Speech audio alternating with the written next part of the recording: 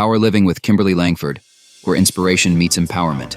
Kimberlee is a nurse executive, leadership coach, Reiki master, and your guide on this journey to whole person wellness. Hey, friends, it's Kimberlee here, and I am super jazzed to have Jennifer Watson on the podcast today. Jennifer comes to us from South Carolina. She used to be from Colorado, but she is a TEDx speaker 2 times, if I remember right. She is a top executive performance strategist, and her claim to fame is helping people embrace new and time tested, I suppose, but philosophies to help improve their performance. I don't know who is not into improved performance, but yeah, welcome, Jennifer. I'm so glad to be able to share some time with you. Oh man, I'm so excited to be here, Kimberlee. I love talking about this stuff and just ways that people really giving themselves to the world, really leading something they believe in. But how do we do it better? How do we do it where we feel well in the process? I don't think you have to sacrifice one for the other. And I do believe there's a new way of looking how to do it that is much more powerful, especially in the world we live in now that's so accelerated and we don't have to be lost in the noise. So I'm excited to be here and hopefully share some goodies to you guys. Oh, yay.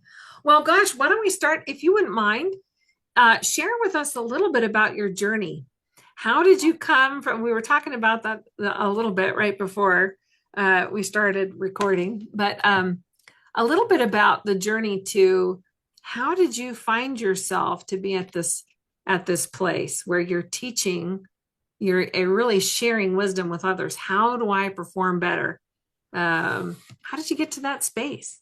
Well, I've always been a high performer. I've always wanted to, whatever I was working on personally, as a student, as an athlete, I was a 2-time All-American at Wisconsin-Madison, to become a business owner, to becoming a healer, a physical therapist, to now what I do as a performance strategist and speaker. I've always been a person that wants to see how high I can go as a human being. How can I get to that next level to do whatever I'm doing? And that includes an impact. And a lot of people that are drawn to work with me are at that space, like, going to that next level of greatness, whatever that looks like for them. But for me, even more than being a high performer, one of my, honestly, Kimberlee, if I'm totally vulnerable about this, one of my greatest fears, even as a kid, was what will I be known for? And what I mean is, I leave this earth, because even as a kid, I was thinking this, like, what do I want to be known for that I impacted the world for? That I gave to a person, to a group of people, that when I leave, I can say, that was my calling. That was my calling to impact in that way. My biggest fear is that when I was younger and still I got some of this stuff, like, am I doing the right thing? Am I going down the right path to do the impact I desire? And the reason why I bring that up with performance is because I was afraid of that, and I wasn't sure if my way was the right way, because a lot of times it was different than most people. I started just doing things for doing sake to perform well. And I was just kind of circling the drain and just, again, performing well, but it felt like it wasn't streamlined into something that was aligned with me. I was people pleasing. I was perfecting things for other people's accolades. So performance became this kind of, way to put a little bit of a band-aid on not understanding what my worth was, or more importantly, what my value was to be for the world. And I just didn't get it. And it got to the point where I was performing for performing's sake, but not knowing where I was impacting. And I had to finally sit back and go, one, I feel like junk. Okay, I'm a healthcare provider. That was my first profession, you guys. I'm not healthy. Yeah. And I went from being, a track athlete, very fit, obviously, you guys know, from physical therapy to doing more integrative work, nutrition, cognitive remapping, mind, body, soul work in my practice. And I'm sitting there tanking, like, in my practice. And am I impacting the way I want to? One, and if I am, why did I feel so crummy doing it? Why is performing? And that's why it made me step back, and it started my whole journey with not only changing the way within which I was impacting and the way within which I was connecting with my clients, my patients, my team, but looking at performance differently. And when I started unwinding how performance could be done in a healthier way, and not the way I was doing it for accolades or just doing it because I just didn't know what else to do, but really settle in and know what performance is about. One. Number two, what did I really want to do? What was my blueprint that I wanted to leave on the world, and thus I could make the blueprint for my business? And when I started looking at both those things, rewiring what performance truly is in a more higher space, then rewiring what do I really want to do to give impact in this world. And by the way, you guys have had 7 lives like a cat. Every few years, I evolve to how I want to impact at a higher level, but it's still aligned. It still feels my call. And that journey has allowed me to now do what I do of helping other high performing leaders, first and foremost, heal old patterns, old stories or behaviors, the internal psychology that's limiting what they want to impact, to how to perform well in a place that feels vital and not for performance sake, but for impact sake. And third, how do you influence at a higher level by articulating both verbal and nonverbal spaces in any environment, whether it's a pleasant environment or not pleasant environment. And I truly believe, you guys, when you can move through those spaces I just mentioned, performance, leadership, and impact get super, super easy. Yeah. Well, I think what I'm hearing is really that if you want to become a high level performer in whatever your industry is, or even just in your personal life, right? It really is an inside job. Sure, for sure. And there's no, ever, I'm going to say leadership, everybody has their different definition. And I will say this: leadership at its highest level is high level self-mastery. Yeah. Highly aware of where your glitch is at and really refining, and then getting the right tools requires consulting or coaching. We can't always see everything when we're on the inside of the bottle, but high level of self-awareness and high level of self-mastery. And when you do that, and when you often get help with that, everything on the outside gets really easy because you're perceiving things better. You're perceiving things from a healthier space. You're able to articulate from a healthier space because you're healthier mind, body, soul. You're able to impact with something that feels aligned instead of listening to everybody else, because trust me, you're going to be influenced by things you don't want to do if you're not internally grounded in what you believe is good, true, and right, and what is healthy for you. So when you start with the internal psychology of the mind and the body, the external psychology and the leadership and the performance with your team and articulating well your message and how you can create impact gets very, very easy. So yes, no matter who works with me, but honestly, it's not about who works with me. For any good leader, whether I work with you or not, it's really understanding what's going on here. What do we still need to refine so you can show up as a healed leader and articulate and perform, not for performance sake, but for your impact, for the people you want to lead, because they need your best self. And I'll just say that bottom line, they need that from a cellular level. And the cellular level is you going in cellularly to actually move it through, and whatever that looks like, and support physical, mentally, emotional, and spiritual, and aligning accordingly. Yeah, it seems to me like another foundational principle, if you will, is really getting crystal clear to your point. What is your purpose? Yeah. When you mention your intent, what is your intent? I really, from my point of view, I think everything does start with intent, because you can do all the things wrong, but with the right intent, and you there's a good chance you're going to come out okay. But you can do everything right and have the wrong intent and have a disaster. Right? That's where the internal psychology piece comes to, you guys. Sometimes it's not always having to have a coach, or sometimes just asking the most powerful questions. Like, if you're going to go online and rip on someone in a nice way, what is your intent?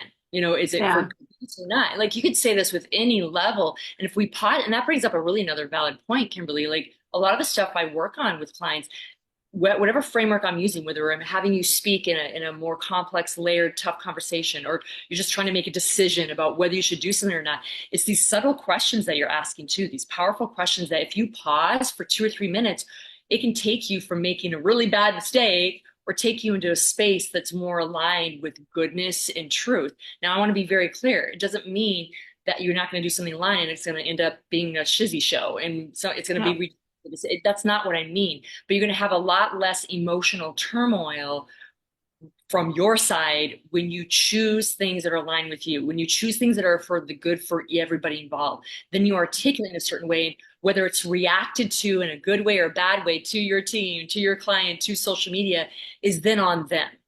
If you can at least sleep at night knowing you did your thing to move through the space that you needed to move through to hire yourself to a higher place, speak in a way and project in a way and decide in a way that's from that space of goodness, then you can go to bed at night knowing you did a good job, no matter how it's perceived or not. So at the end of the day, that still goes back to the internal psychology and this healed space that people need to be. And then this is where performance, we can talk about that, what that actually looks like in a leadership role, because leadership first starts with self-mastery, articulating and influencing. Then it starts with performance about getting you and others to do the same. Yeah, it's interesting because in some of your talks, I've heard you talk a lot about, and you've mentioned it here, a lot about the healing and about depression, and a lot of times people on the outside, they look at folks who are high achievers, right? And I still remember being at lunch with a group, and we were talking to one of the leaders there, and one of the gals at the table said, "Oh, you're so lucky," right? So people look at people who are high performing, and they just think they just came out of the womb being this really high performing magical person. But oftentimes, to your point, people progress and sweat, and to your point, people pleasing is a big part of that. How do I look for that metric and outshine? And then to your point, we wake up one day and we realize that we are not healthy and we're not happy. And what the heck have I been, working so hard for? So if you wouldn't mind, share a little bit about for you, what was that shift? What was that internal, where was that aha moment? And where do you typically find as you work with folks, what do you find is that common thread where people go, I have this, I want this, but yeah. What was that shift for you? That's such a great question. There's a lot of different ways we can go with this, but I'm going to say this to all of you that are high performers that have depression, anxiety, and you're just performing, you're doing well, and you're just getting tanked, and you're like, why do I have depression first? Or walked over, right? They're passed up for a promotion, or yeah. And you're working hard, and a lot of times, we have shame around that. We're upset that we worked hard and we didn't get acknowledged and got promoted, or we worked hard and we did win, like the athletes, and they're still having depression. A lot of reasons, you guys, whatever that case is, whether you just didn't get the promotion, you worked your butt off, or you worked your butt off, like in sports, I used to get that, and I did perform well, and I still had depression and anxiety. A lot of this comes from, you guys, what we just said at the beginning. It has a lot to do with better questions and sometimes getting a coach of what performance means to you. Because if performance means to you getting accolades, if performance means to you that you look like you're number one all the time, if performance to you means love, because you're getting acknowledged and attention. That was my thing, you guys. That's where my depression came from. I couldn't get enough right. I couldn't perform enough medals, and I still felt unworthy. It was a dopamine hit to offset that I felt I wasn't loved. Yeah. It's a family dynamic I had when I was a kid. By the way, I had a beautiful family, but just the ways that I went through some things, I felt like I had to perform to be loved. I felt like I had to perform to get acknowledged and seen, and that perpetuated and worked for a while until it didn't. And I finally couldn't do enough right and even win enough to not have that depression. So in many ways, as an athlete, I was very mentally tough, getting up and winning. But on the other side, flip side is that. And then you have the others too that work really hard, don't get the promotion. Again, what is really triggering you? Is it because you're not getting the acknowledgement, that you feel like you're not being seen for your value? Or is it that you feel that it's really about worth? Is it about, when I'm not seen, I don't feel loved? Is it really about the promotion? So it's really digging deeper, you guys, on both of those situations. I'm going to encourage all of you. Sometimes coaching is necessary to kind of not only pull out some things you're not saying, get frameworks to rewire you to have a different relationship with performance, but just by asking a question first and foremost with both those instances, that's where I started. You're asking with the inflection point. It's like, this isn't normal that I am winning and I'm depressed. This isn't normal that I work my butt off and I'm getting so triggered and spiraling because I did get the promotion. I mean, that happens. Why?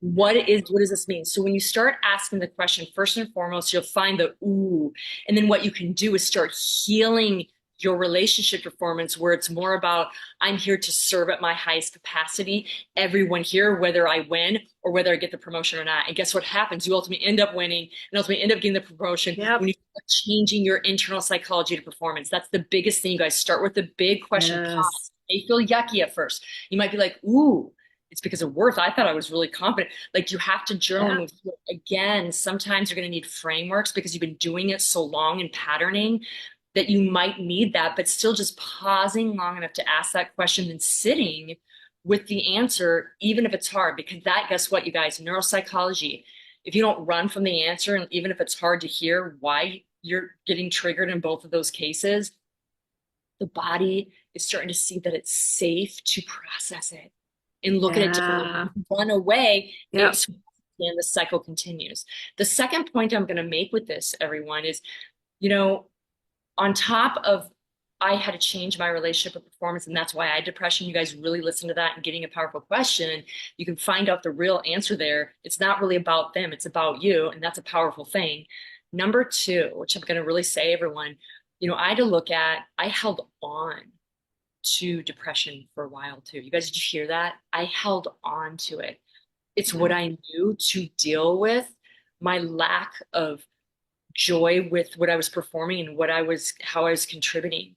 So I started actually almost staying in depression. And you guys, people get addicted, air quote, to healing, because it's still a space where depression was connected to performance, and it's all my body. You guys, listen, it's all my body knew. So remember, your body only knows what's safe by what it knows is same. Okay. So realize that, okay, I'm ready to change my relationship to performance and lead where I'm not people pleasing, where I'm not trying to get accolades. But I realized I had to do deep neural rewiring, somatic work. You guys can get into what that is, to rewire my body to see it's safe not to be depressed anymore. It's safe not to care that my boss hired me to the new position or I won that race or not. You guys, I've spoken on stages that I've knocked out of the park, and other stages went flop. And because of my new relationship, you're still here. Yes. And because of my new relationship performance, I was able to let that go and take the lessons and not pummel myself, because I also learned that I was already healed. Instead of going back to, I'm going to get depressed, I was pulling back sometimes into my natural reaction where I'd go into depression, and I had to pause. I'm like, wait a minute. That says, you guys, you see what I'm saying here? This is like twofold on what I'm saying on performance and leading yourself better. Yeah. But performance means to you, and then you got to decide from that space, what are you holding on to that's a crutch to keep you there? For me, it was depression, and I had to get rid of addictive healing and actually do the real healing, and then allow my nervous system to believe it could not be depressed and healthy, to believe it could perform without getting accolades. And you guys, it was so freeing. And guess what happened as a healed leader? I could actually lead more from an anchored, calm space. I could articulate with my team more. I could actually expect something from them without grabbing onto the outcomes. I could actually articulate in a way that was more powerful, because I wasn't wishy-washy in the background. It comes out in your speech, you guys, if you're wishy-washy. Yes, absolutely. And ultimately, at the end of the day, you guys, it clears out the noise. You can get really grounded on your blueprint of the impact you really want to make. And then when crap comes to you, you're so anchored in who you are and why you want it. Nothing bothers you long-term. Because you mean not short-term. We all get long-term. You get it. You move back and get out of depression. Use some tools. I use tools with clients all the time, you guys, to shift your state when you get triggered from old patterns, old ways of looking at performing and leading. I get them every day, guys. If you're a high performer leading a cause, problems every day that are trigger old patterns. But if you understand what's happening, you could shift it quickly. You guys, your body wants to serve you. It has no ulterior motive. So take these 2 points I've made around performance. It's going to change your life on how you show up as a leader. But ultimately, you can do this in so many areas of your life. It's going to change you to a higher level of self-mastery, period. Relationships. Well, and it's interesting because you make it sound really easy. Right. And I think a lot of us have gone through doing that inner work, and you're right, it's not easy, and it's not a short process for sure. And, I do think sometimes that work, matter of fact, I was talking with a colleague the other day and I said, your brain is not a place that you want to go into by yourself. So don't go in alone. And I think that's where, I think a coaching paradigm, having a qualified coach, not just somebody with a quick, bubblegum certificate, right? Got it out of a bubblegum machine, somebody who's been there, who's done the work and actually has the skills to bring forward. It can make such a difference between decades of you trying to figure out on your own. And when you have that trusted colleague, a coach who can reflect back and maybe look and from a place of positive regard, right? Challenge some of those assumptions that you That's what I'll say too. You guys, most of you on here maybe have had wellness, personal leadership development. Most people I work with have done the work. But what she just said is true, is there's a really beautiful way and a respectful way of challenging you, of mirroring what you're saying that is not allowing you to squeeze out of it. And that's a beautiful thing, one. Number two, you're thinking everything. You guys, I'm a healthcare provider. I've been in business for 17 plus years. I still have a wellness coach. I still have a business coach. You can't say everything when you're on set at the bottom. In the third place, I'll say, you guys, it's really easy to slide out of committing to a new behavior, a new pattern when it's just you and you. Because all you do at night is just you and you. So it changes the psychology in the brain that I have to show up and talk to Kimberlee, whether I do this or not. And then the final piece, I'm going to say this, you guys, when you're doing this type of work, is it's never over.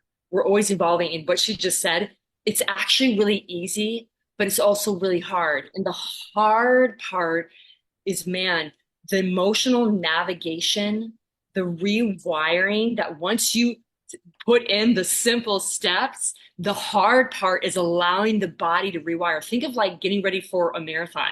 You guys always like to bring physical examples, like you're getting ready for a marathon. So you're ready to be on that line. You run 26.2 miles in 3 months, 4 months, and you start a plan and it does not feel good. You guys, you know this. Anybody that's ever done anything physically challenging, but you believe that if you keep rewiring and optimizing your cardiovascular, your muscular strength, you will be ready. You guys, I'm going to say the same thing with the mental, emotional, and internal psychology of self-mastery.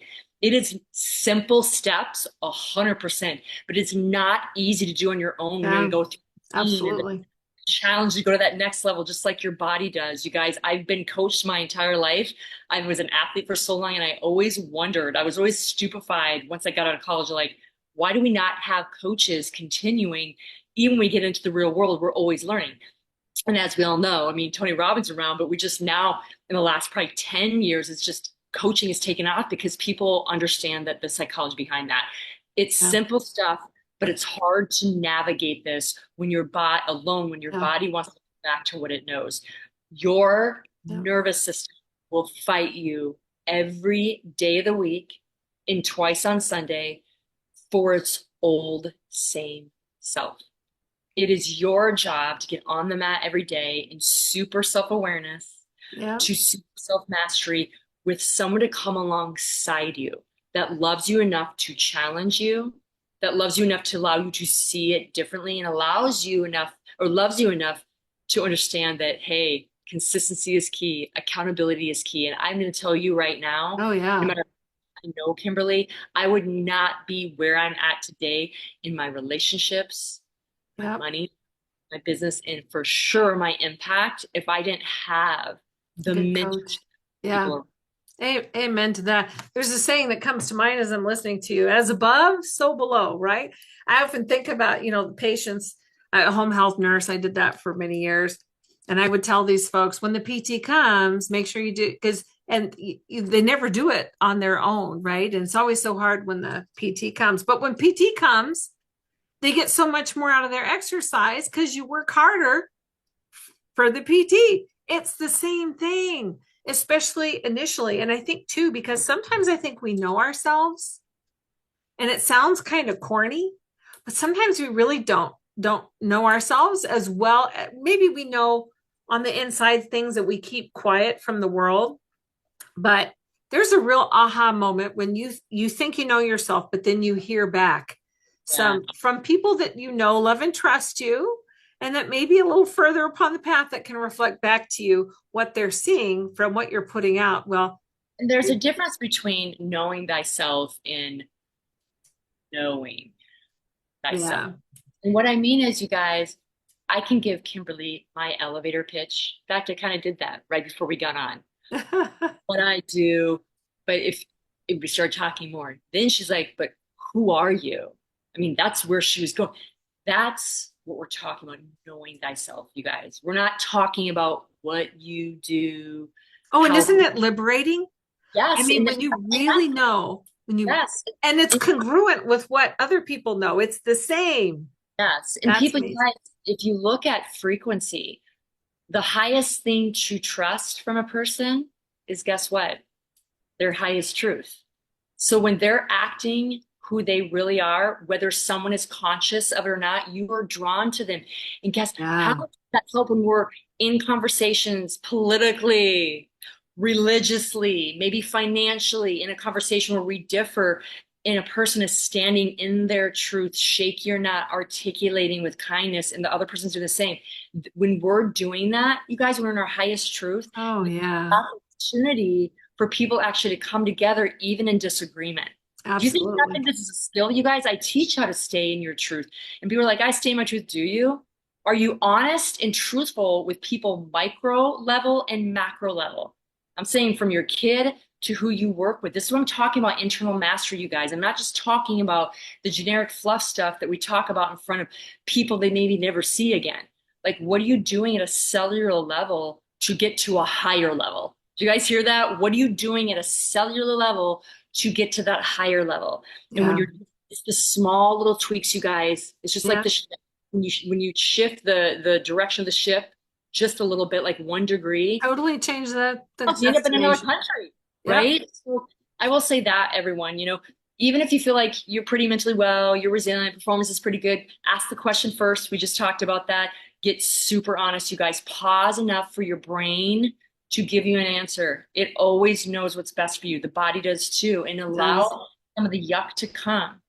And then you'll be surprised the next steps that'll be given to you, whether it is a coach, whether it be, I need to stay in boundaries with my truth, whether I need to say this shaky, but I'm going to go to my colleague and tell her that this was not something that is agreeable with me.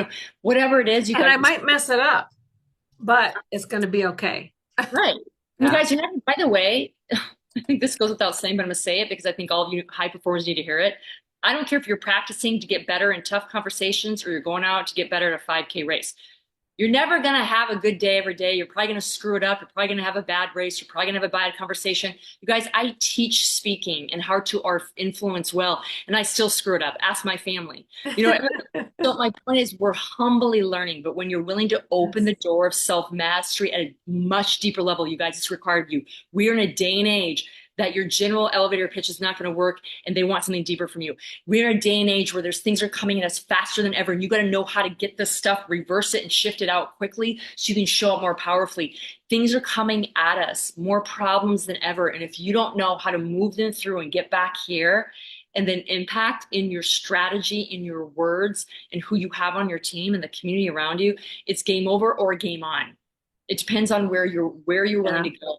And this is the easy stuff, you guys. It's the simple stuff, but the hard work is actually doing it, right? Well, what about, as somebody who influences leaders across industries, across the country, what would you, when we talk about, because it's one thing to work on yourself as a leader, it's a step up when you go to scaling that transformation across a team. Yes. Right? So if it's a valid question, what do you think is harder? Is it harder to transform yourself as a leader, or is it really shifting the culture of an organization? It's absolutely harder to transform yourself, but that's also should be empowering, you guys. It should be a prerequisite as well, right? Because I've worked with teams and I've worked one-on-one leaders and teams, and you guys, it's the trickle-down effect. Everything I do with the team, when we have the leader actually in this more healed, stable state, gets so much easier. Yeah. It's to reverse engineer and start with the team. You guys, I usually always start with the individual and go to team, because when you do that, everything unconsciously is already starting to permeate them. You guys, as we know, We learn more by watching and hearing than we do by someone telling us. Absolutely. And they also, you guys, research shows this, that as human beings, when we're in the same room together, we start mirroring each other unconsciously, whether it be in words, whether it be in our behavior, whether it be how we posture ourselves. You guys, I teach, and I'm actually certified in neurolinguistic processing. And we talk about words and posturing and tone unconsciously open safety in a room, optimize then team culture, an ability to get on the mat and have honest conversations, get through problem solving. Like, this is all real. So my point is, when I work with individual leaders on some of these things we're talking about, articulation, healing self, catching triggers, reacting or acting, not reacting accordingly, they feel it, they intake it, whether they realize it or not. So then when we start moving them into their own self-mastery, they get it before they get it, if that makes sense, everybody. Yeah. That's why they say, right? The fish stinks from the head. Mm-hmm. Right? Yeah. So, to me, it's empowering, you guys, because 100 people versus one person, when you do one person and then you can influence masses, you guys, whether you believe in the Bible or not, I will say Jesus probably showed to be one of the best leaders. I'm just going to say that. Why? Because he knew how to he had individual conversations all the time to help people rewire. He did it with his 12 disciples, and guess what they did? Yeah. To the masses, that started changing things, you guys. And I mean this, you guys. And again, whether you believe it's just a fictional story or nonfiction, it's a great book of leadership of how you start with internal psychology of self and refining people one-on-one, and then having those 12 people go out then with their new articulated, healed self. And look what happened, you guys. The rest is history. Okay? So understand if nothing from this, no matter if it's performance you're struggling with, leading, communicating better. Jennifer, I do think I have a problem. I kind of have it figured out, but I'm not fully just sit with it. Reach out to me if you have more questions, if you need more support. We're here to keep you healthy, maintain health, heal thyself so you can help others heal. Because when we do that, it doesn't matter what you lead everyone. You actually move into a space of transformation. You move into a space that you're supposed to be in while you're here on this limited time on earth. Amen. Because no matter long time or not, we're here for limited time, you guys. It's going to run out. It's time to realize that. I love what you said too, because there is a place where once you've done that inner work, you don't even have to, it's not something you have to push. You do magnetize you're on that frequency. You mentioned frequency before earlier. So let me ask you this question.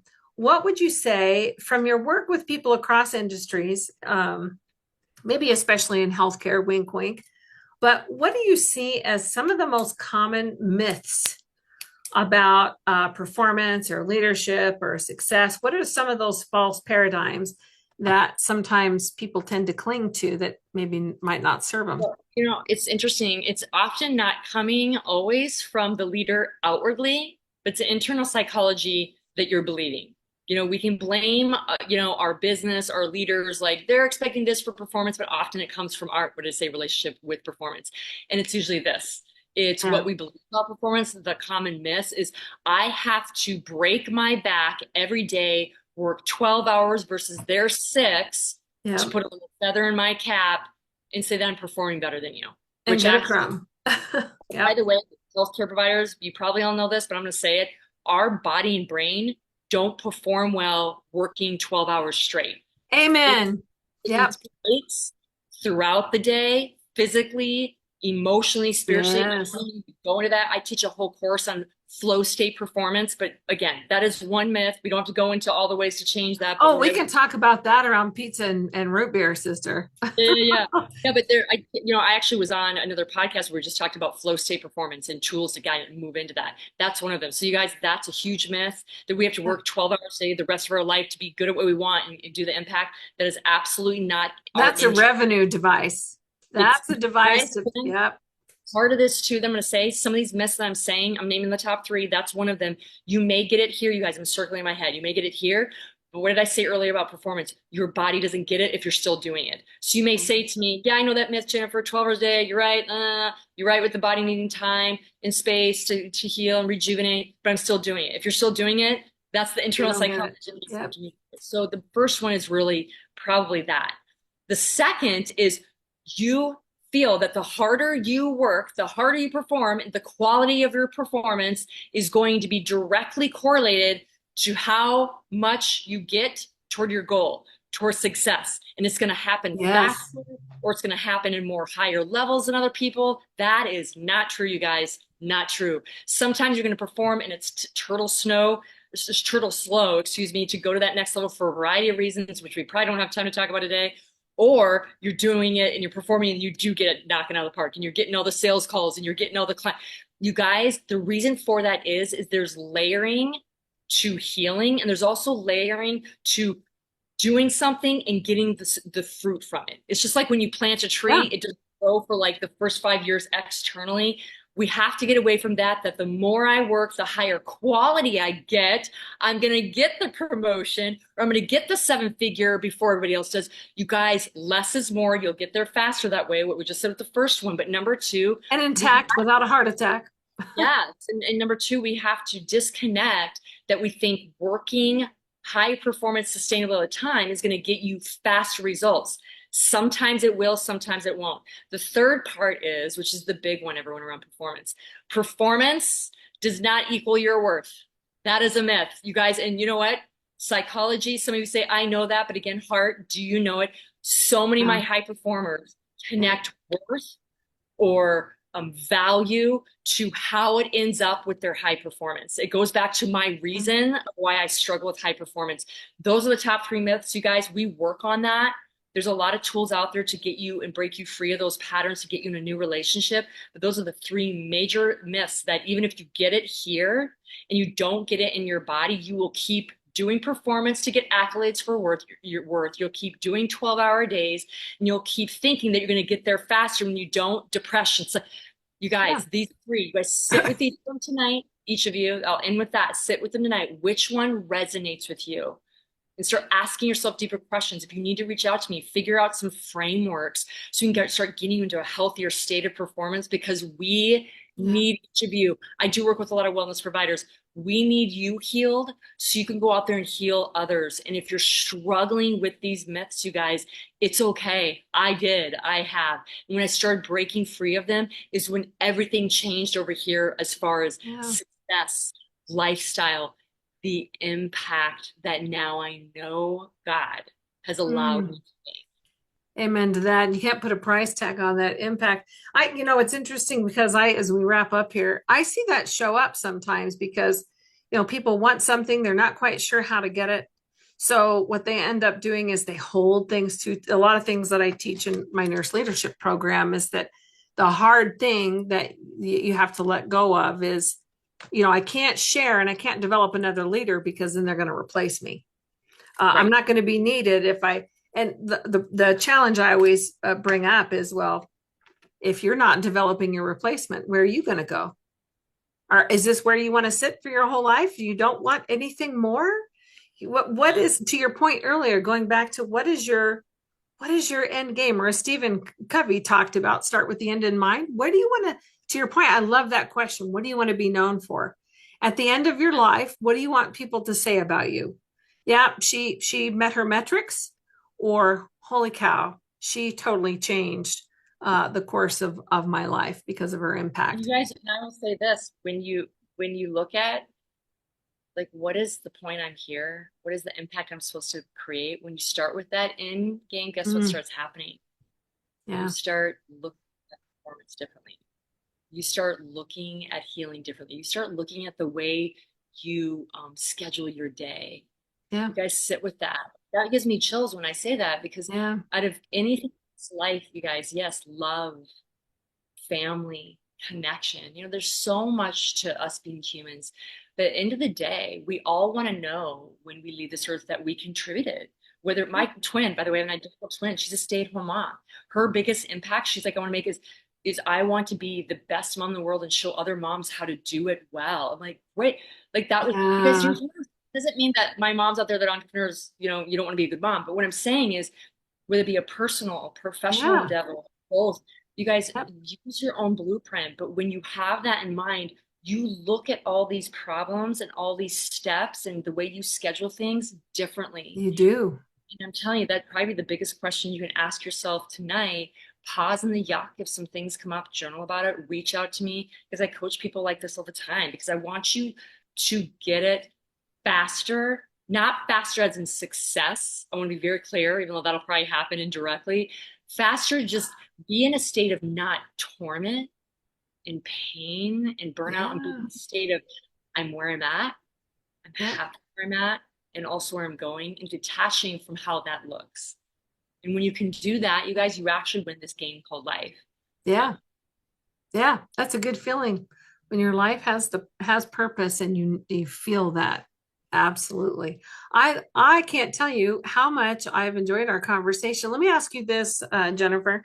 If people want to know more about you and your services, if they want to know, gosh, I really love the stuff she talked about, how do I get to work with her, or how do I connect with her? How do I learn more about her? How do they do that? Absolutely. So I'm the most active on LinkedIn. That's at Jen, Jenn, hashtag or dash Watson. There's a lot of Jennifer Watson that's on LinkedIn, so I do a Jen dash Watson. Go ahead and look me up. I answer my own DMs. I'm also active on Instagram at the Jennifer Watson. But you can check out my website at Jen-Watson as well. Make it easy for you guys across the board. But I'd love to chat with any of you. If any of you are desiring more work or have questions on this episode, I want to make sure you get it so you can move on to that next space in a more powerful way. I love that. Thank you so much. And that's how we met, by the way. It was LinkedIn, right? Yes. It's funny how we tend to find each other, like mice tend to find each other. Jen, I can't thank you enough. The time that you spent and sharing your expertise, your knowledge with us. Thank you so much. Really, really a pleasure to chat with you. This feeds my soul as much as I hope it feeds theirs. Thank you so much for having me, Kimberlee. Yeah, thanks.